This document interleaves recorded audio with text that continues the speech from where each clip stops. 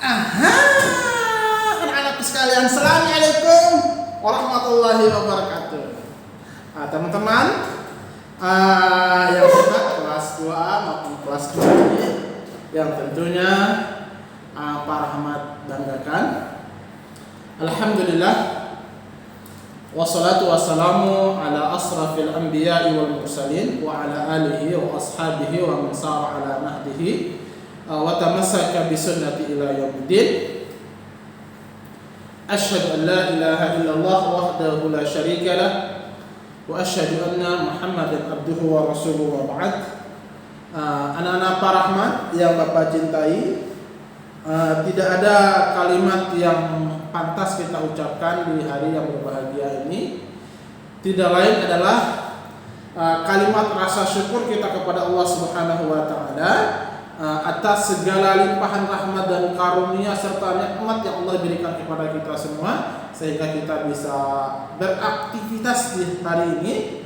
Dan mudah-mudahan apa yang kita niatkan, apa yang kita lakukan dan kita persiapkan untuk belajar mencari ridha Allah, mudah-mudahan itu semua dicatat di sisi Allah Subhanahu wa taala sebagai amal ibadah.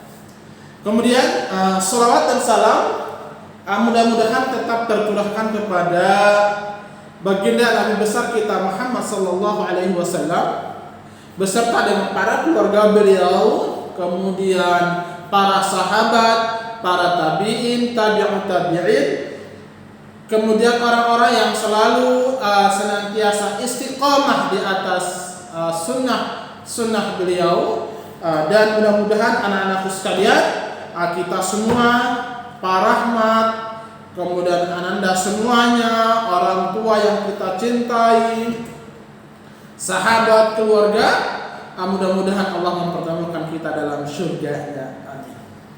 Baik anak-anakku sekalian yang Bapak cintai, kemarin di pembelajaran adab Islami kita membahas tentang adab berpakaian, kemudian adab tempat ibadah, rumah masjid. Nah, di kali ini di pelajaran kita pendidikan agama Islam, kita masuk pada pembahasan yang keenam, pelajaran yang keenam, yaitu adab di rumah, sekolah, dan masjid. Sebagaimana pembahasan sebelumnya, bahwasanya anak-anakku sekalian yang Bapak cintai, Bapak banggakan, seluruh kehidupan kita, orang yang beragama Islam, orang yang beriman kepada Allah Subhanahu wa taala, anak saleh dan saleha, seluruh kehidupannya sudah diatur dalam Islam. Ketika hendak dia akan mau tidur sampai dia bangun tidur, semuanya sudah diatur dalam Islam. Dari ujung rambut sampai ujung kaki, semuanya sudah diperhatikan dalam Islam. Nah, begitu juga Islam mengajarkan bagaimana adab ketika kita di rumah, bagaimana adab ketika kita di sekolah, kemudian bagaimana adab ketika kita di tempat ibadah. Oleh karena itu anak-anakku sekalian,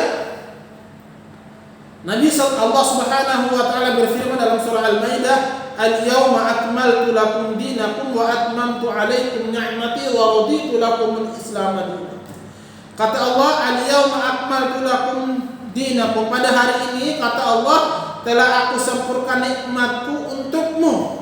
Wa raditu lakumul Islam dinan. Dan Allah Subhanahu wa taala mengatakan, aku ridho, aku rela Islam sebagai agama kalian.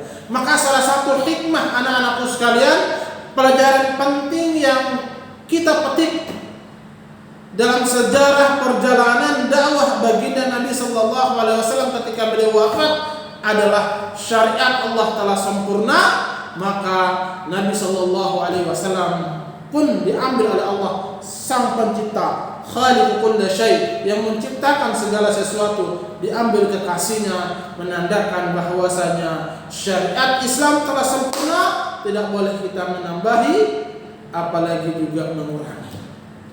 Nah, begitu juga dalam adab keseharian kita. Maka di pelajaran pendidikan agama Islam ini, anak-anakku sekalian, ditekankan kepada kita semua untuk berkaitan dengan adab di rumah, adab di sekolah, dan juga adab di masjid. Kenapa demikian? Karena inilah rutinitas kita sehari-hari. inilah kinerja kita sehari-hari. Nggak di rumah, di sekolah, di tempat kerja dan seterusnya. Oleh karena itu hari ini Pak Rahmat kita akan membahas berkaitan yang pertama adalah adab di rumah. Ya, adab di rumah. Kenapa demikian? Karena sejatinya seorang yang beriman kepada Allah Subhanahu wa taala sejatinya adalah anak yang saleh dan salehah. Dia harus memperhatikan, harus memiliki adab yang baik di setiap tempat, di setiap keadaan, di setiap waktu. Dia harus menunjukkan akhlak yang baik terhadap saudaranya, menunjukkan dakwah yang lembut terhadap orang-orang kafir, dan dia selalu senantiasa istiqamah berpegang kepada Al-Quran, berpegang kepada sunnah Nabi SAW, tentunya berkaitan dengan adab. Yang pertama adalah anak-anakku sekalian, adab di rumah. Yang pertama adalah menghormati dan menaati kedua orang tua. Pak Rahmat ulangi, menaati dan mentaati, menghormati dan menaati kedua orang tua. Allah. Dalam syariat Islam, anak-anakku sekalian, Allah Subhanahu wa taala mengkaitkan beribadah kepada Allah Subhanahu wa taala, kemudian tingkatan yang kedua adalah kita diperintahkan oleh Allah Subhanahu wa taala untuk berbakti kepada kedua orang tua. Allah berfirman, "Wa qada rabbuka alla ta'budu illa iyyah wa bil walidayni ihsana." Jadi anak-anakku sekalian, kita sebagai anak harus menghormati kedua orang tua, taat terhadap perintah orang tua. Tentunya perintah tersebut menunjukkan kebaikan. Tetapi apabila perintah tersebut merusak diri kita, merugi diri kita dan orang lain serta orang tua, dunia dan akhirat, maka ada aturan yang diajarkan dalam Islam ketika kita menolak juga harus dengan penuh kelembutan. Jadi yang pertama menghormati dan mentaati kedua orang tua. Kemarin pembahasan sebelumnya Nabi SAW bersabda, ridha Rabb fi suhtihima, ridha Allah fi ridha walidain, wa suhtullah fi suhtihima. Keridhaan Allah terletak pada keridhaan orang tua, dan kemurkaan Allah juga terletak pada kemurkaan orang tua.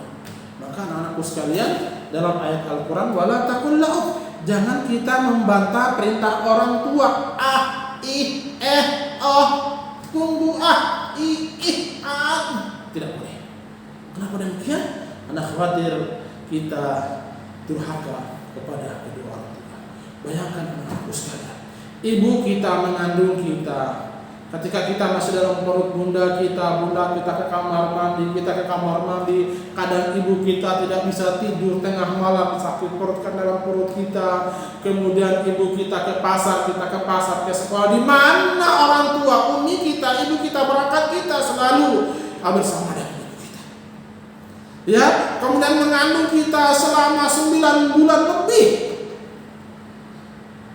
Ya, selama 9 bulan kemudian kita dilahirkan, kemudian kita dipopokin, kita disayang, pakaian kita diganti ketika kita pipis, BAB dan seterusnya. Orang tua kita memberikan kasih sayang yang penuh kasih sayang. Bayangkan anak-anakku sekalian, kadang kita sebagai anak, kadang tidur lelap, ngorok ya, tapi kadang ibu kita, umi kita kadang tengah malam dia bangun, dia melihat pipis, kita pipis atau tidak, ya, kita ngompol atau tidak. Kalau kita pipis, kalau kita biar diganti, dilap, ya, dengan penuh kasih sayang, ya, dengan penuh kasih sayang. Maka ada sebuah pepatah yang mengatakan, kasih ibu kepada beta tak terhingga sepanjang masa, kasih aku kepada ibu sepanjang jalan. Wow, sepanjang jalan. Ya, orang tua mengasihi kita itu sepanjang masa, tapi terkadang kita sebagai anak mengasihi ibu, menghormati itu sepanjang jalan. Tahu sepanjang jalan, depan rumah Pak Rahmat atau depan rumah teman-teman ada pohon mangga, ya, gede pohonnya, nggak bisa panjat. Pakai apa? Pakai bambu. disogok buaya jatuh. Itu namanya jahul. Sepanjang itulah sayang kita kepada orang tua. Lihat bagaimana Uwais Al-Qarni yang sangat berbakti kepada kedua orang tuanya, sehingga Allah abadi, sehingga Nabi Shallallahu Alaihi Wasallam berpesan kepada para sahabatnya, wahai Abu Bakar As-Siddiq, wahai Umar bin Khattab, wahai Ali bin Abi Thalib, wahai Utsman bin Affan, wahai Ali bin Abi Thalib dan sahabat-sahabat yang lain, apabila kalian berjumpa dengan salah seorang tabi'in yang bernama Uwais Al-Qarni, dia datang dari Yaman, maka minta doalah kepada beliau, karena Uwais ketika dia berdoa langsung dijawab oleh Allah Subhanahu wa taala, karena dia Uwais Al-Qarni adalah orang yang sangat sayang terhadap ibu. Kemudian yang kedua adalah membantu kedua orang tua kita di rumah. Ya, membantu orang tua, bagi anak Pak Rahmat yang putri membantu cuci piring, sapu, ngepel, bagi anak Pak Rahmat yang hebat laki-laki yang ikhwan, ketika mengganti pakaian taruh ke tempatnya kembali, habis bangun tidur tempat tidurnya diberesin, dirapihin kembali, ya, ada sampah yang kotor ditungutin, membantu kedua orang tua kita di rumah. Kemudian yang ketiga, menjaga suasana rumah dengan cara memperbanyak ibadah. Ya, anak-anakku sekalian, sekarang kebalikan. Kita lihat di rumah kita banyak hiasan di dinding, ya, tidak pernah diputarkan ngaji, tidak pernah dilaksanakan ibadah salat tersebut. Rumah kita itu seolah-olah seperti tempat kubur, sepi dari keramaian, sepi dari tempat ibadah. Ya, jadikan rumah itu tempat ibadah sunnah kita kalau bagi kaum laki-laki, tapi tempat ibadah wajib bagi kaum. Ya, maka anak-anakku sekalian, Nabi Sallallahu Alaihi Wasallam bersabda dalam sebuah hadis, la taj'alu buyutakum maqabir, jangan kalian menjadikan rumah-rumah kalian seperti tempat kuburan. Kata Nabi Sallallahu Alaihi Wasallam, jangan jadikan rumah kalian seperti tempat kuburan, sepi dari tempat ibadah, sepi dari lantunan ayat Al-Quran dan yang lain-lain. Maka rumah seperti ini akan dihuni, akan banyak dihuni oleh syaitan dan para sekutunya. Kemudian yang keempat, merawat dan membersihkan bagian dalam dan luar rumah. Ya, ketika rumah kita kotor, kita bersih. Kenapa? Kalau rumah kita bersih, maka nyaman. Nabi Sallallahu Alaihi Wasallam bersabda, Innallaha jamilun yuhibbul jamal. Sesungguhnya Allah itu sangat mencintai, Allah itu sangat menyukai yang indah-indah. Kemudian yang kelima, apabila anak yang saleh dan salehah ketika keluar rumah, maka minta izin terlebih dahulu kepada orang tua.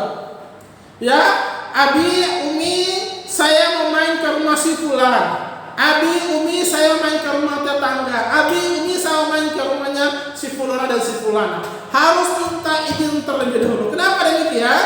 Khawatir kalau kita berangkat saja tanpa memberitahu kepada kedua orang tua, akan ketika orang tua sampai di rumah kita tidak ada di rumah, akan mengkhawatirkan dan membuat orang tua kita panik. Ya, harus minta izin ketika hendak keluar rumah. Kemudian anak-anakku sekalian, bila ketika kita masuk rumah, hendaklah kita memberi salam. Ya, kita masuk rumah, hendaklah memberi salam, lalu baca Bismillahi walajna wa Bismillahi kharajna wa 'alallahi rabbina wa tawakkalna. Dengan namamu, dengan nama-nama Allah kami masuk, dan dengan nama Allah kami keluar, dan hanya kepadamu ya Allah kami berserah diri. Atau sambil membaca Bismillahi tawakkaltu 'alallahi la haula wala quwwata illa billah. Kemudian yang ketujuh, tidak boleh masuk ke rumah orang lain kecuali izin terlebih dahulu. Ya, kata Nabi, kalau kita masuk, ada sebuah pembahasan hadis yang menceritakan apabila ada orang yang masuk rumah tanpa izin atau hanya sekedar melongo-longo sendiri, maka dalam sebuah hadis tusuk matanya. Ya, tidak boleh, harus masuk ke rumah orang lain minta izin terlebih dahulu. Misalnya masuk ke rumahnya si fulan, misalnya masuk ke rumahnya Ubay, atau masuk ke rumahnya Ifa, assalamualaikum Ifa, assalamualaikum Ubay, assalamualaikum, ya, siapa saja harus kita minta izin terlebih dahulu. Kemudian yang 8, boleh mencium tangan kedua orang tua ketika hendak pergi maupun akan pulang. Jadi salah satu bakti kita kepada kedua orang tua adalah salam mencium kedua tangan orang tua. Itu dibolehkan. Kemudian terakhir, waktu keluar rumah sambil kita membaca Bismillahi tawakkaltu 'alallahi la haula wala quwata illa billah. Dengan nama Allah, aku serahkan dirimu kepadamu ya Allah, tidak ada daya dan upaya kecuali dengan pertolonganmu. Kemudian anak-anakku sekalian, kita masuk pada pembahasan adab di sekolah. Di sekolah ada siapa? Ada bapak dan ibu guru, kemudian ada teman-teman, ada karyawan sekolah dan seterusnya. Ya, ada adab yang harus kita lakukan sebagai seorang penuntut ilmu, sebagai anak yang soleh, yang soleha, harus menghormati guru kita. Sedangkan adab-adab di sekolah diantaranya adalah pertama, adab terhadap guru dan teman sekolah. Guru adalah pengganti orang tua kita di sekolah. Ya, mereka guru harus kita hormati dan guru juga harus kita taati selama perintah guru tersebut bernilai kebaikan, bernilai ibadah, maka kita ikuti. Apabila perintahnya melanggar syariat, maka kita boleh menolak, tentunya dengan menolak yang penuh kelembutan. Kenapa demikian? Karena guru adalah orang yang sangat berjasa, sangat berguna, sangat berjasa terhadap keberlangsungan kehidupan kita ketika kita belajar di sekolah. Maka dari itu anak-anakku sekalian, kita harus menghormati guru. Akrim ustadzaka, hormatilah gurumu. Akrim ustadzaka, akrim ustadzaki, hormatilah guru. Kemudian kita juga harus menjaga adab terhadap orang yang lebih tua. Ya. Yang pertama, ketika kita mengucapkan salam apabila kita bertemu dengan bapak ibu guru, baik di sekolah, dimanapun bertemu dengan bapak ibu guru, maka kita harus mengucapkan salam. Assalamualaikum. Misalnya ketemu Pak Rahmat di jalan, assalamualaikum Pak Rahmat. Ketemu Pak Rahmat di misalnya di masjid, assalamualaikum Pak Rahmat. Ya, kita harus mengucapkan salam kepada bapak ibu guru ataupun orang yang lebih tua daripada kita yang kita kenal. Kemudian yang kedua, bersalaman ketika berjumpa dengannya. Jadi saya ketemu Pak Rahmat di jalan, harus salaman, assalamualaikum, harus bersalaman, berjumpa dengannya. Kemudian ketika kita berjumpa dengan bapak atau ibu guru, maka berbicaralah yang baik dan sopan. Tidak boleh kasar, kemudian tidak boleh berteriak-teriak, ya. Harus baik dan sopan. Kemudian menaati dalam hal yang baik. Misalnya ada perintah guru yang misalnya anak-anak, ayo kita murojaah, maka wajib bagi anak-anak Pak Rahmat kelas 2A maupun 2B yang hebat, yang saleh, yang soleha, harus taat terhadap perintah guru. Kemudian menengok apabila dia sakit. Misalnya kita belajar, tiba-tiba ada guru kita yang sakit, maka kita menengok dan kita mendoakan kesembuhan guru kita. Kemudian terakhir, mendoakan kebaikan untuk guru kita, karena guru kita telah berjasa terhadap kita, mengajarkan ilmu ya kepada kita sehingga kita bisa dihormati oleh manusia, kita bisa dicintai oleh Allah dan Rasul. Kemudian kepada teman, sama ketika kita berjumpa dengan sahabat sama teman kita, maka ucapkan salam, assalamualaikum. Sama juga ketika bertemu, maka ucapkanlah salam sambil berjabat tangan. Kemudian memaafkan apabila teman kita itu berbuat salah. Kemudian berbuat baik dan saling tolong menolong. Misalnya di sekolah teman kita misalnya tidak membawa pensil, lupa karena terburu-buru, kita yang punya pensil 2 kita pinjamkan kepada teman kita yang lupa bawa pensil tersebut, maka kita sudah masuk berbuat baik terhadap teman. Namun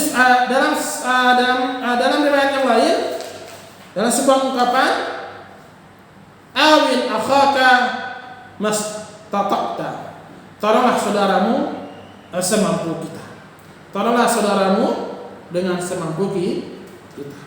Kemudian yang terakhir, saling menghormati dan saling menghargai. Tidak boleh kita marah, tidak boleh berantem terhadap teman, kemudian tidak boleh iri hati, dengki terhadap teman sehingga terjadi permusuhan. Tapi jadilah memberikan persaudaraan bersama teman. Mudah-mudahan kita semua dikumpulkan oleh Allah dalam surga-Nya. Baik anak-anakku sekalian, insyaallah pekan berikutnya kita akan masuk pembahasan berkaitan dengan adab di masjid. Ya, adab di masjid. Insyaallah pekan berikutnya kita akan bahas bagian yang C, yaitu adab di masjid. Sekian saja pembahasan dari para rahmat. Wassallallahu ala sayyidina Muhammadin wa ala alihi wa sahbihi wa sallam tasliman katsira. Bidoa kafaratul majlis. Subhanakallahumma wa bihamdika asyhadu an la ilaha illa anta astaghfiruka wa atubu ilaik. Assalamualaikum warahmatullahi wabarakatuh.